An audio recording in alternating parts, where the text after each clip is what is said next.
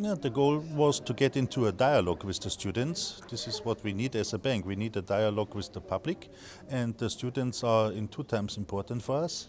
One of these, they are already our clients, or they are our future clients, and or they are future employees. Pa prije svega cilj je bio da se uspostavi dijalog sa studentima, jer studenti u narednom periodu će biti ili naši klijenti ili će biti naši zaposleni. Also, we need a feedback from the market. So it is important to get the feedback from the students, to get the questions, what is important for them, maybe what is not so much important for the strategy and for the development of our bank. Također potreba nam je input i mišljenje tržišta da bismo osjetili šta su potrebe tržišta, da vidimo šta je to što jeste potrebno ili nešto što nije potrebno, na osnovu čega bismo mi prilagodili našu strategiju.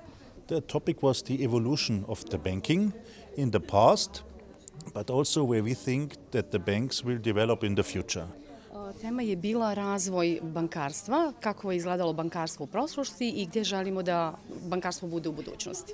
And our banking industry is facing now big changes from the digitalization, but also from the internationalization, from the globalization of our business. Naš bankarski sektor se suočava sa velikim promjenama, prije svega u oblasti digitalizacije i internacionalizacije bankarskog poslovanja. And this is why I encourage the students not to focus only on local education, but to focus also on an international aspect of their education wherever possible. And I was discussing this with the dean, and I was very happy to hear how much the university here is already doing to internationalize the education. Ja sam u stvari želio da studentima skrenem pažnju da fokus stave ne samo na domaće obrazovanje, već da steknu i međunarodno iskustvo u oblasti obrazovanja. Već sam sa dekanom razgovarao na tu temu i zaista sam impresioniran koliko se napora ulaže na internacionalizaciju obrazovanja.